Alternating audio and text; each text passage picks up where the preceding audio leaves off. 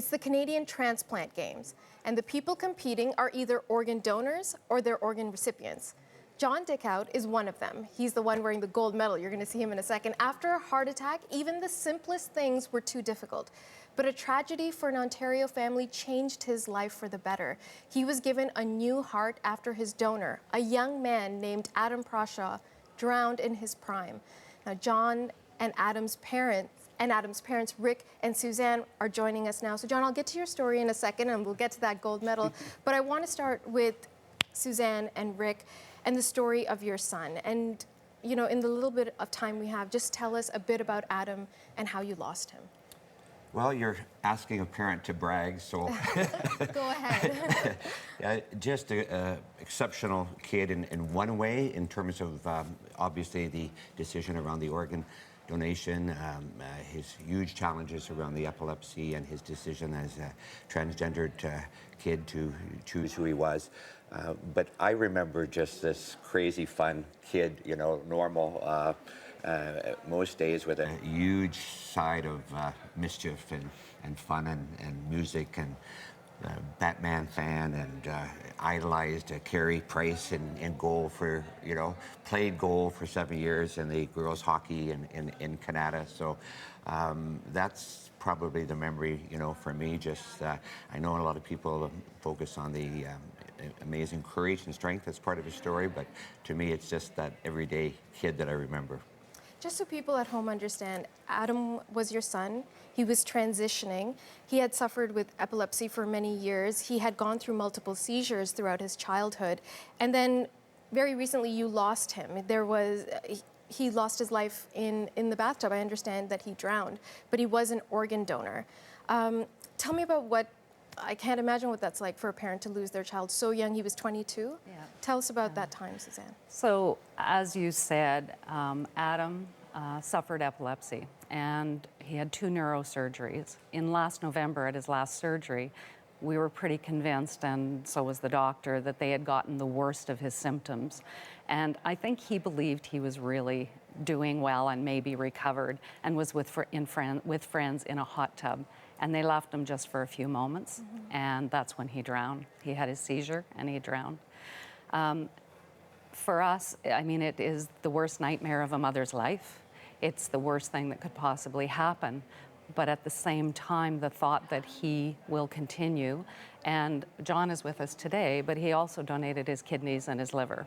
And so we know other people are also benefiting from his life. And for us, that's the way he lives on in us, as opposed to having lost everything. And a part of Adam lives on through you, John. Tell me about your story, your heart attack, how difficult life was, and how did these people come into your life?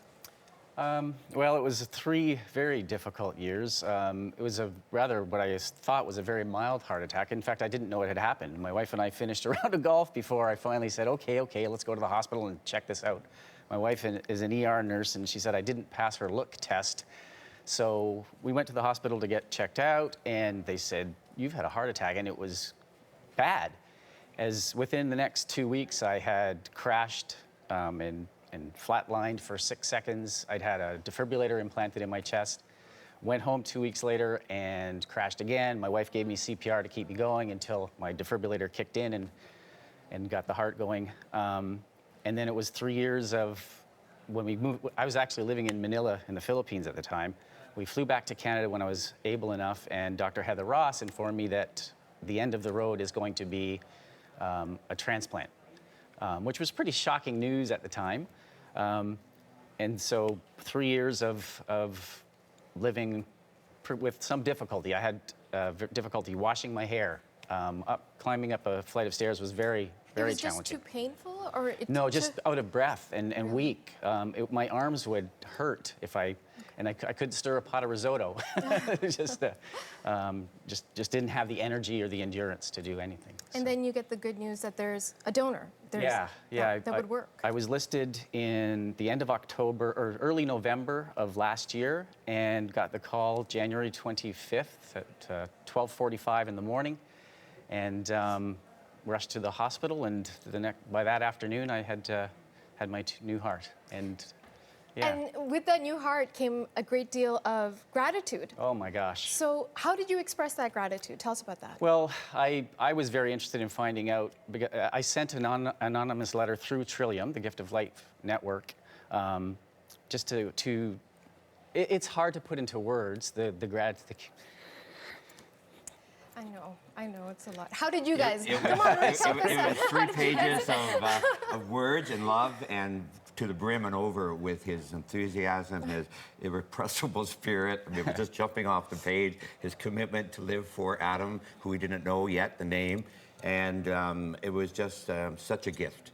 This letter to receive, you know, to finally we wondered, you know, and it was nice to know that there was someone out there, but then to get this actual flesh and blood and the story, it made such a difference. I mean, you have the grief and you live with that, but it's just a place I can always go to that look at John and see Adam, and look at John and see that love, and you know. Well, speaking of seeing John, I know we have a picture. I also know we're running out of time, but can we please bring up that picture of when you guys got together and you're actually listening to John's heartbeat, which is actually your son's heartbeat, if we can pull that up. This is a picture of Adam wearing Batman stuff. Okay, tell me, in that moment, Rick, what are you thinking? You're hearing the pulsing of that heart.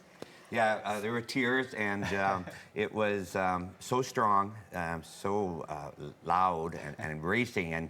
And Suzanne and I knew this kid as someone who was born in the fast lane and raced through life. And I warned this guy that he's going to have a talk just to slow things down a little bit, because to hear the son's heart. I admire him for many things, but that courage and that gift, it was just the best to hear that heartbeat. You didn't slow down, though. No. Now you're racing, and now you've got a gold medal. So tell us about the games.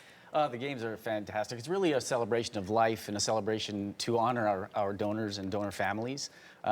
It's not about the competition, but we're still competitors, and really it's about the camaraderie and getting together. But in the honor of our donors. And so this, I actually entered 2 events this year, being my first time. I went in the 5K run, which was really to test my limits and finished 4th in my age category. But in golf, I won the gold medal for golf. Well, So, I want to congratulate thank you. I want to thank you all so much for coming in. Unfortunately, we have to leave it there. But you guys are an inspiration for these games, but also an inspiration for folks that you need to sign that organ donor card. And to have the conversation. Have the conversation. That's so important. Yeah. Thank you so much. We'll leave you with this beautiful picture of your son, Adam. We've been speaking with John Dickout. He is an organ recipient and an athlete taking part in this week's Canadian Transplant Games. We've also been joined by Adam's parents, Rick Prashaw and Suzanne Corbet. They are the parents of organ donor and lifesaver, Adam Prashaw.